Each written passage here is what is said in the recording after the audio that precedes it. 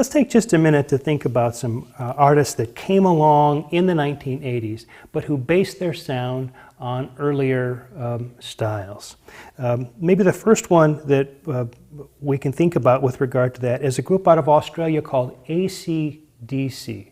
Now, to those who just discovered ACCDC through listening to classic rock radio in the last decade or two, you might have thought that ACCDC would be best grouped with bands like Deep Purple and Led Zeppelin and groups like that from the first half of the 70s.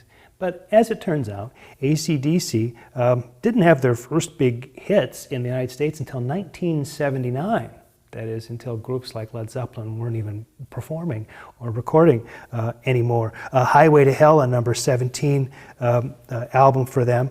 But then tragedy strikes and singer Bon Scott dies, is replaced by Brian Johnson, but the band, strange as it may seem, does not seem to miss a beat. The album Back in Black from 1981 goes to number 4 in the album. The group, as I say, a kind of a look back or a continuation of the tradition of blues rock with the kind of Robert Plant influenced kind of vocals, maybe a little bit scratchier, it must be admitted, than Robert Plant's vocals, but very similar to that. And with a guitar hero at the center, Angus Young, who decided that his image would be of a schoolboy, right? So he's wearing a schoolboy uniform, sometimes with a backpack, and then playing this Gibson SG guitar. And he became a real kind of, Jimmy Page-like figure, but a very sort of unlikely looking Jimmy Page-like figure for ACCDC. Again, they became one of the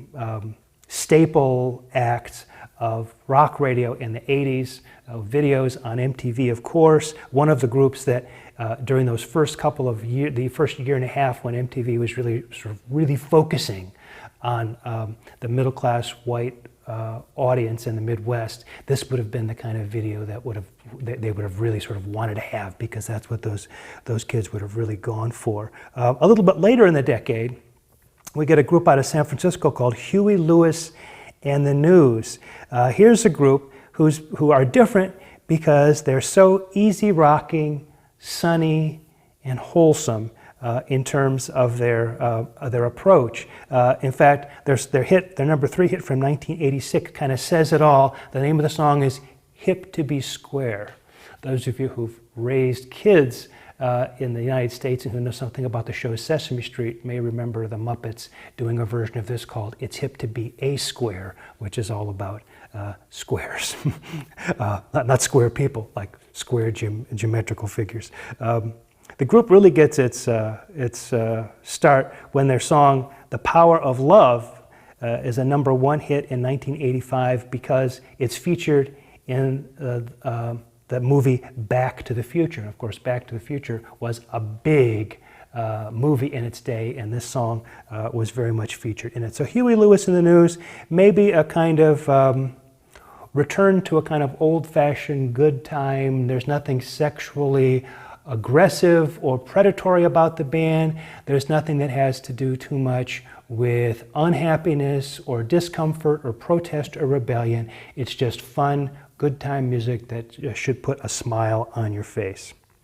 Let's take a look now at Blue-Eyed Soul and some of what was happening with that music during the 1980s. And again, as all these bands we're talking about this week, all of them sort of in rotation on MTV and coming to people that way increasingly as the decade unfolds. The first one to think about is Hall and Oates. These guys were from Philadelphia.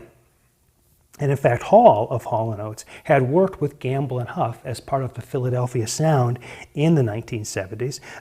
Their vocal approach was strongly influenced by 1960s and 70s black styles. They were sort of the 70s version of the Righteous Brothers, or the 70s version of Three Dog Night, or the late 70s version of Three Dog Night, because Three Dog Night was still active in the first half of the 1970s pretty much. They had some pretty big hits in the second half of the 70s. Sarah's Smile was number 4 in 1976. Rich Girl was number 1 in 1977. Maybe more of an AM band than an FM band. You could hear their music sometimes on FM rock, but they were maybe much bigger on AM. But with 1981, They have this, this album, a number 5 album called Private Eyes, which has a number 1 hit, Private Eyes, and another number 1 hit called I Can't Go For That, which really makes Hall & Oates into a real staple of the first half of the decade in terms of this blue-eyed soul sound. That is, white guys doing music that's very strongly influenced by black pop soul of the 60s and the 70s. There are 2 other artists that probably should be mentioned in this connection with kind of different career trajectories and way things worked out for them. The first is George Michael from the UK, originally a member of the band Wham! Exclamation point.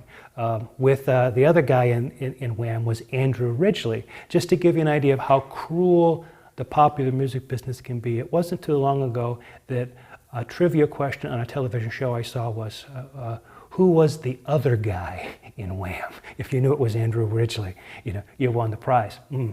That's great for George Michael, but Andrew Ridgeley, not so much. But at one time, Wham! Was a very, very big group. Their album from 1984 was number 1, Make It Big, it was called.